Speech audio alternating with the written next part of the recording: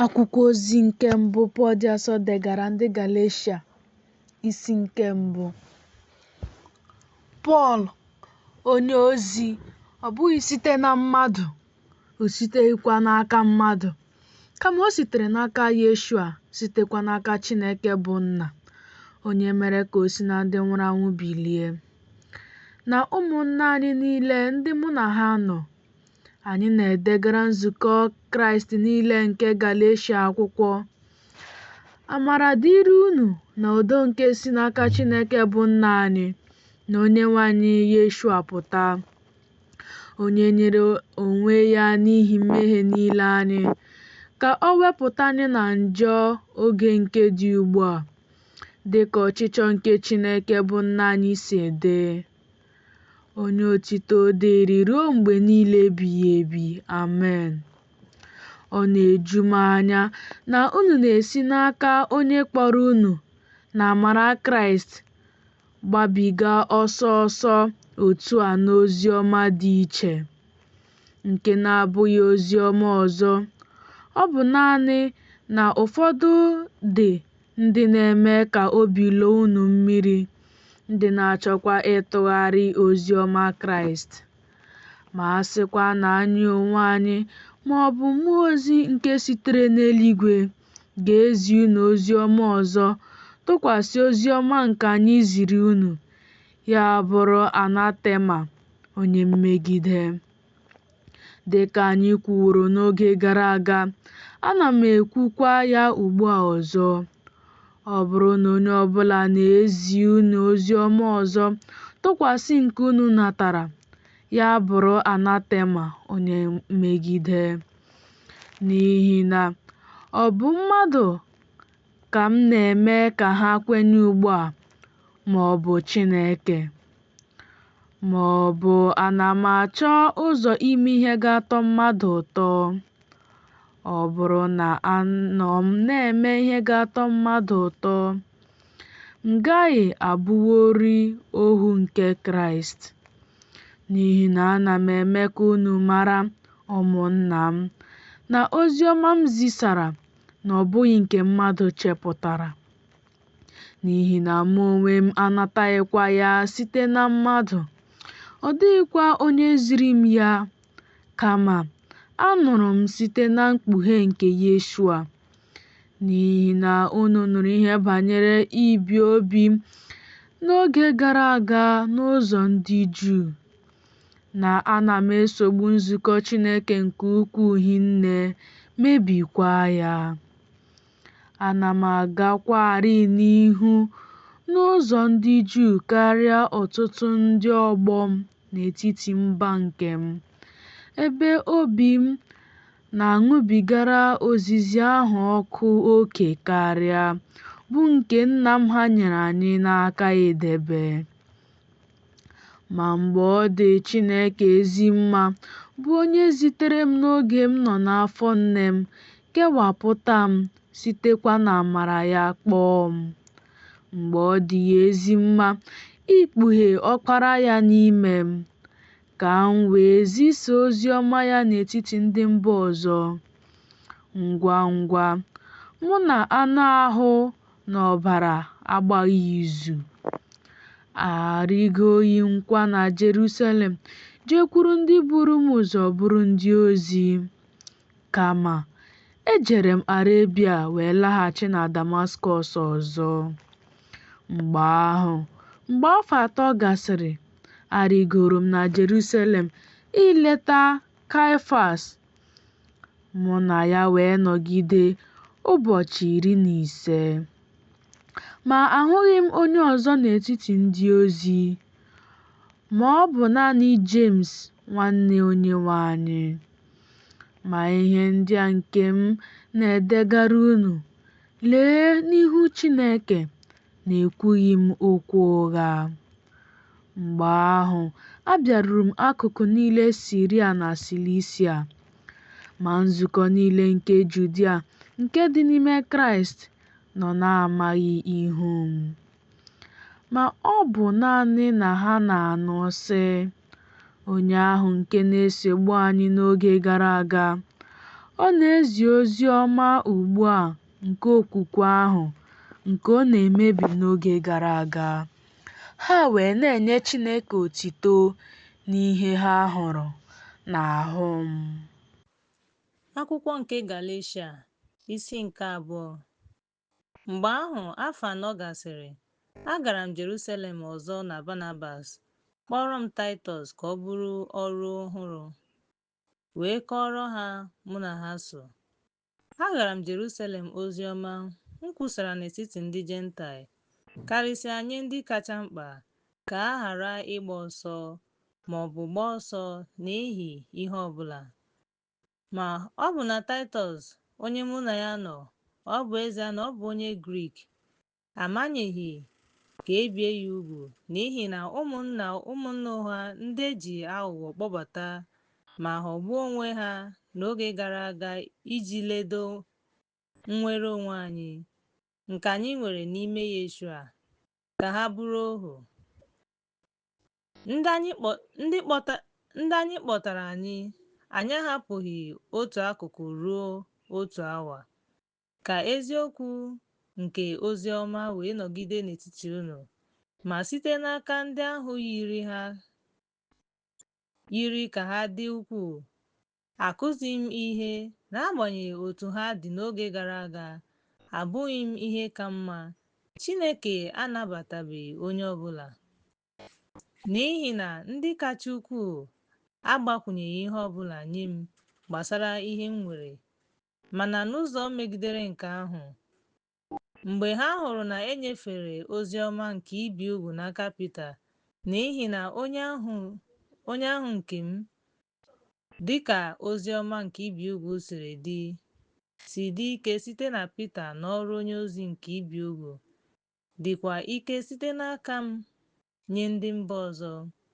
Mgbe ndị dara mba, Kefas, na ndị nwere ndị mmụọ ozi ma mara amara nke e nyere m, ma agwọ ha dịka ogidi, ha nyere mụ na Barnabas aka nri nke mkpakọrịta ka anyị wee kwusaa ozi ọma nye ndị mba ọzọ.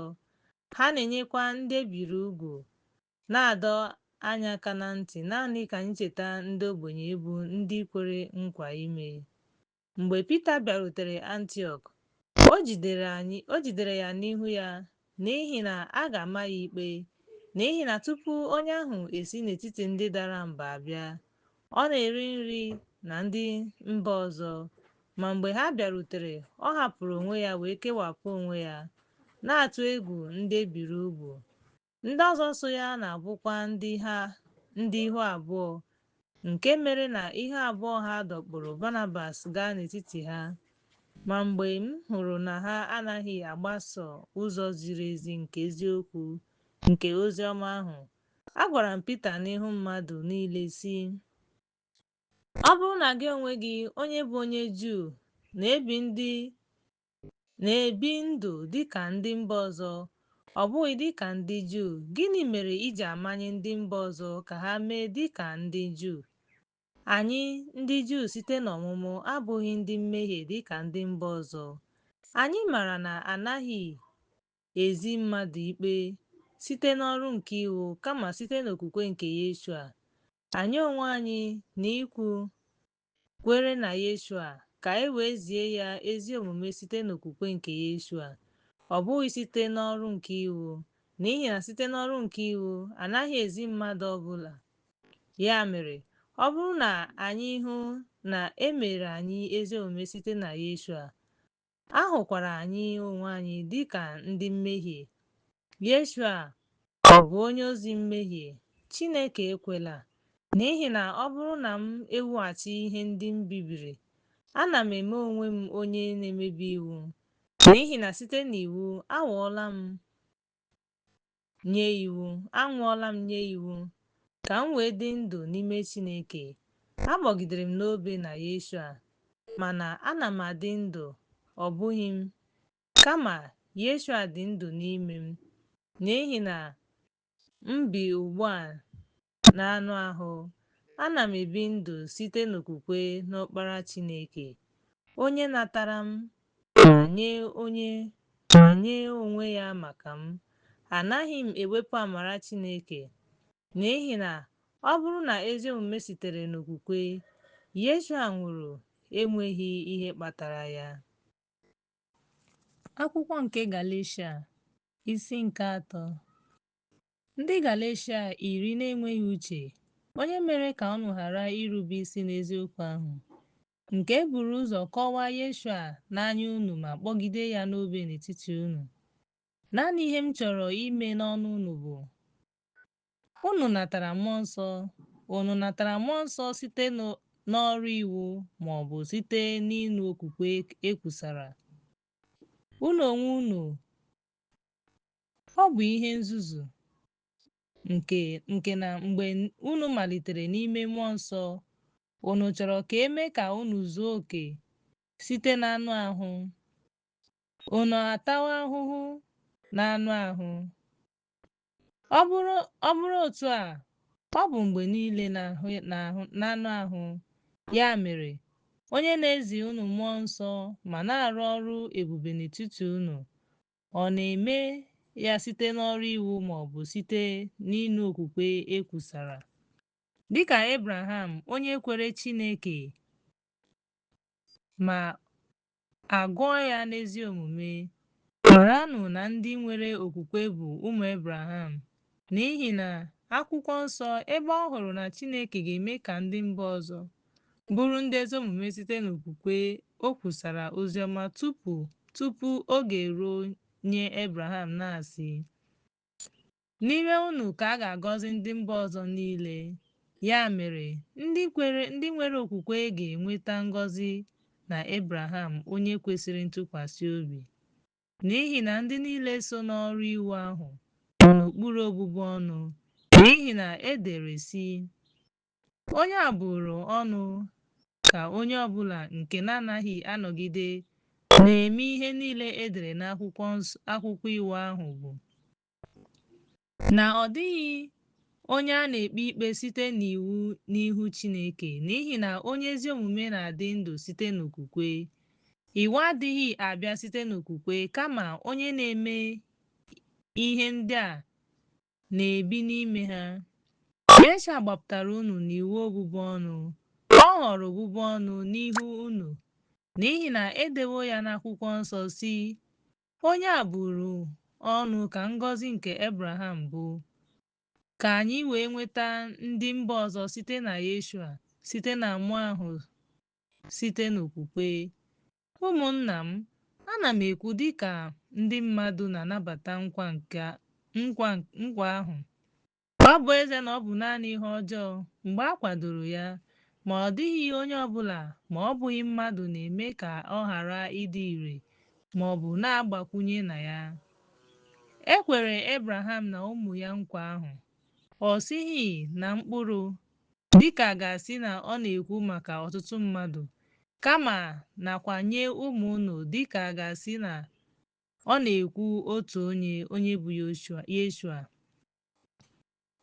Nke a ka m na-ekwu, na ọgbụgba ndụ ahụ nke Chineke kwadoro tupu oge eruo n'iwu ahụ nke dị 400, nke gbasara Yeshua afọ 30 mgbe nke ahụ gasịrị, ka ọ ghara ịdị ire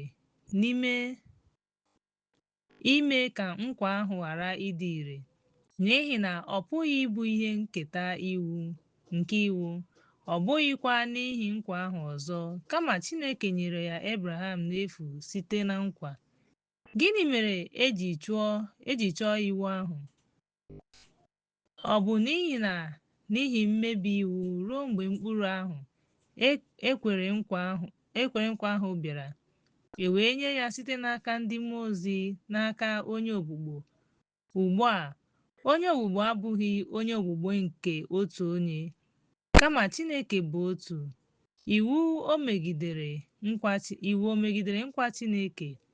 Chineke ekwela, n'ihi na a sị na e nwere iwu nke gara enye ndụ, n'ezie a gara akwado ikpe ziri ezi site n'iwu. Ma Akwụkwọ Nsọ kwubiri ihe niile n'okpuru iwu, ka e wee nye nkwa ahụ site n'okwukwe nke Yeshua nye ndị a mụrụ Tupu okwukwe abịa, e dere anyị n'okpuru iwu. Dịka onye na-elekọta ụlọ, emechibidoro anyị n'okwukwe ahụ nke ga-eweghachita n'ikpeazụ. Ya mere, iwu ahụ bụ onye nkụzi anyị iji duga anyị na Yeshua ka e wee mee ka anyị bụrụ ndị ezi omume site n'okwukwe. Ma mgbe okwukwe bịarutere, anyị anọghịzi n'okpuru onye nkụzi ụlọ akwụkwọ, n'ihi na unu niile bụ ụmụ Chineke site n'okwukwe na Yeshua ma ewezuga. N'ihi na unu niile ndị e mere baptizim n'ime Yeshua eyikwasịwo Yeshua. Ọ dịghị onye Grik ma ọ bụ onye Itali, e nwere onye nwere ntutu isi ma ọ bụ onye nwere onwe ya, nwoke ma ọ bụ nwanyị adịghị, n'ihi na unu niile bụ otu onye n'ime Yeshua. Ọ bụrụkwa na unu bụ Yeshua, unu bụ ụmụ Abraham na ndị nketa site na nkwa. Akwụkwọ nke Galeshia isi nke 4. Mgbe ahụ, ana m ekwu na onye nketa ahụ, ma ọ bụrụhaala na ọ bụ nwata, adịghị iche ma ọlị na ohu.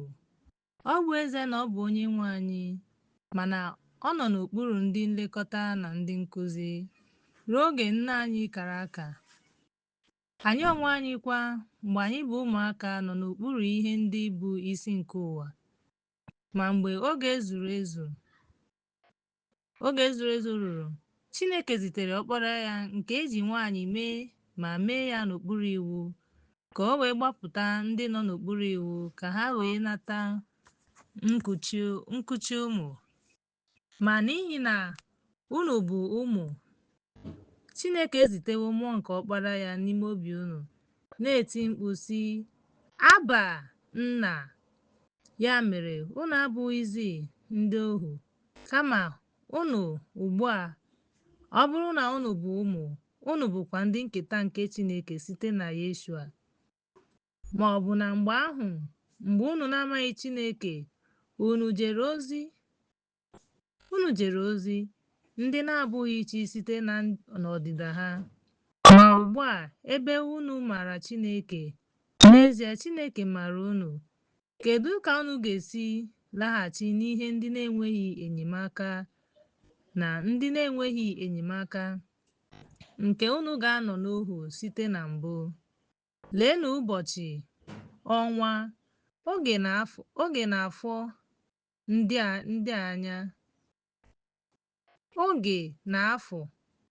ndị a anya. Ana m atụ egwu unu n'ihi na emeghị m ka unu rụọ ọrụ ngwa ngwa. Dịrịnụ ka m, n'ihi na mụ onwe m dịkwa ka unu. Ụmụnna m, arịọrọ m unu emerụghị m ihe ọjọọ ọbụla. Unu makwara na mbụ ezisara m unu ozi ọma site n'adịghị ike nke anụ ahụ na ọnwụnwa nke tara anụ ahụ m unu. Akpọghị m asị ma ọ bụ kpọọ m asị, kama anabata m dịka mmụọ ozi Chineke, dịka Yeshua. Gịnịzi bụ obi ụtọ gị? N'ihi na ana m echetara gị na ọ bụrụ na o kwere omume, ị gara apụpụ anya gị wee nye m ha.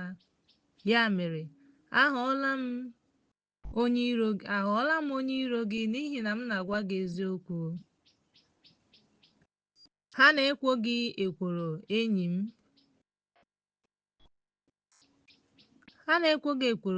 m, n'ezie ha ga-achọ ịchụpụ gị n'ihi na ị na-eji ha kpọrọ ihe nke ukwuu. Ma ọ dịghị mma ka ị na-enwe mmasị n'ihe ọma mgbe niile, ọ bụghị naanị mgbe m nọ n'ebe unu nọ, ụmụ m, ndị m na-amụpụta unu ọzọ, ruo mgbe e kere Yeshua n'ime unu. Ọ ga-amasị m ịnọnyere unu ugbu a ka m wee jee njem, n'ihi na enwere m obi abụọ banyere unu, ka m gbanwee njem ma ọ bụ ndị chọrọ ịnọ n'okpuru iwu.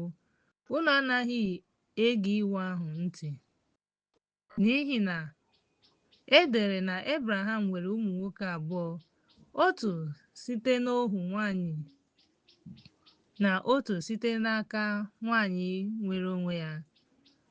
Onye o nwere site n'aka ohu, ya bụ onye a mụrụ dịka anụ ahụ si dị, ebe nke nwanyị ahụ nwere onwe ya mụrụ site na nkwa.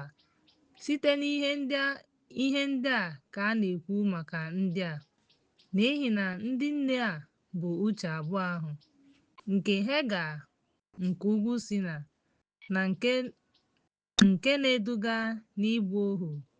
Hega ma ọ bụ Sina bụ ugwu Arabia ma na-aza Jerusalem. Ọ nọkwa n'ohu ya na ụmụ ya, ma Jerusalem nke dị n'ezi bụ onye nwere onwe ya. Ọ bụ nne nke ihe niile, n'ihi na e dere sị, kpọghachi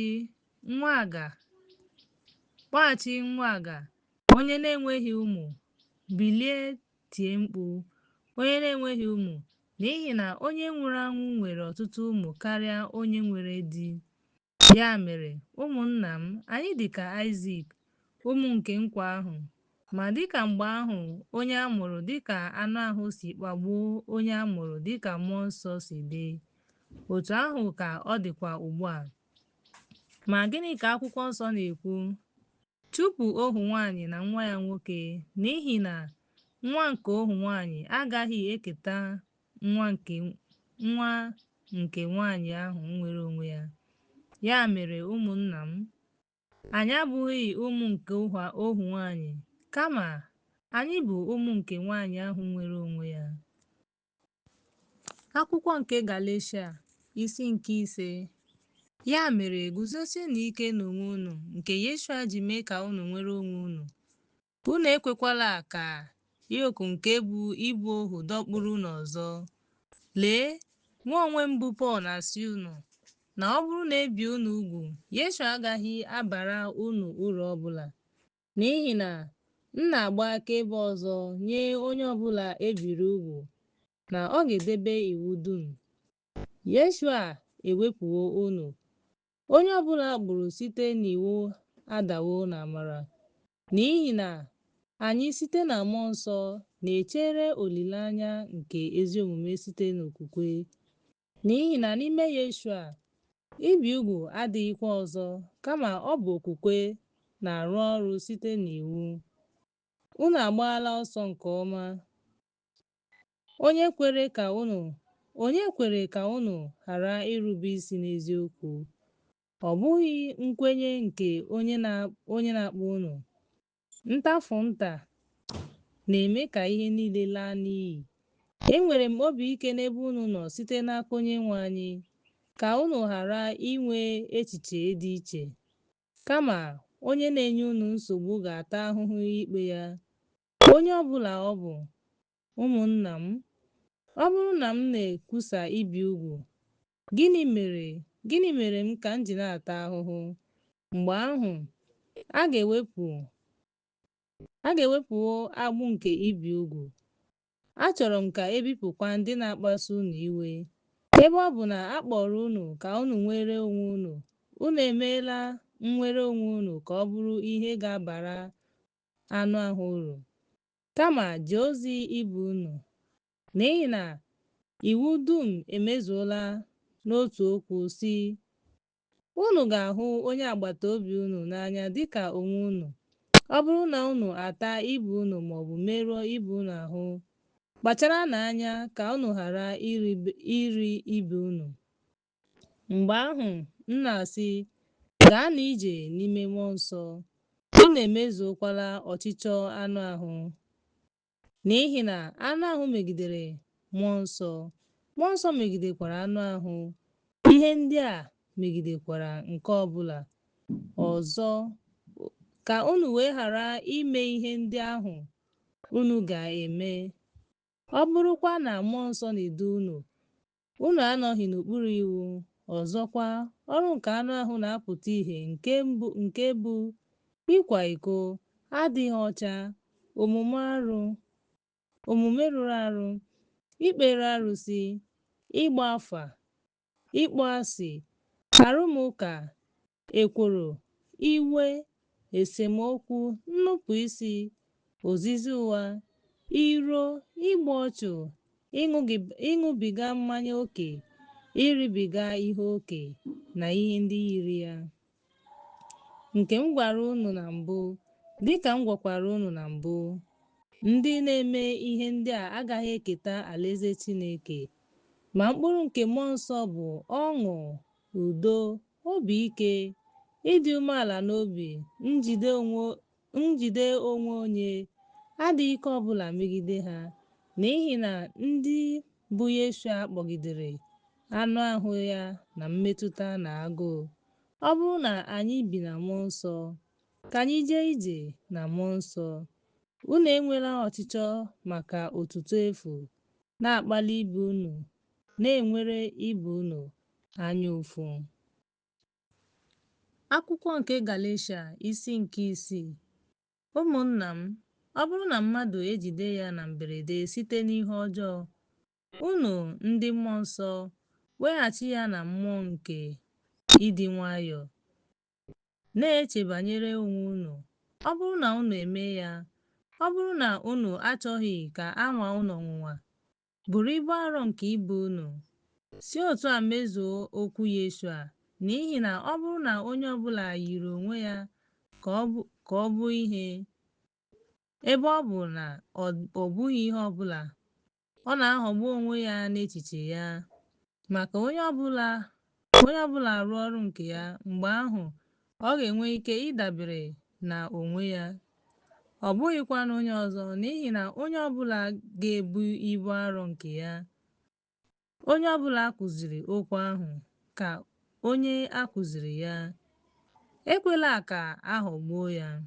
Adịghị aghọgbu Chineke, n'ihi na ọ na-ere ihe niile o nwere. Mee ihe mmadụ na ọ ga-aghọkwa ihe ubi. N'ihi na onye na-agha mkpụrụ maka anụ ahụ ya, site n'anụ ahụ ọ ga-adọta ire ure. Ma onye na-agha mkpụrụ maka mmụọ, site na mmụọ nsọ, ọ ga-adọta ndụ ebighị ebi. Ya mere, unu adala mba n'ime ihe ọma, n'ihi na n'oge kwesịrị ekwesị anyị ga-aghọrọ mkpụrụ. Ọ bụrụ na anyị adịghị arụ ọrụ, ọ bụ ezie na anyị nwere oge ka anyị mere mmadụ niile ihe ọma, karịsịa nye ndị nwere okwukwe. Lee ka akwụkwọ ozi m degara unu si dị ukwuu n'anụ ahụ.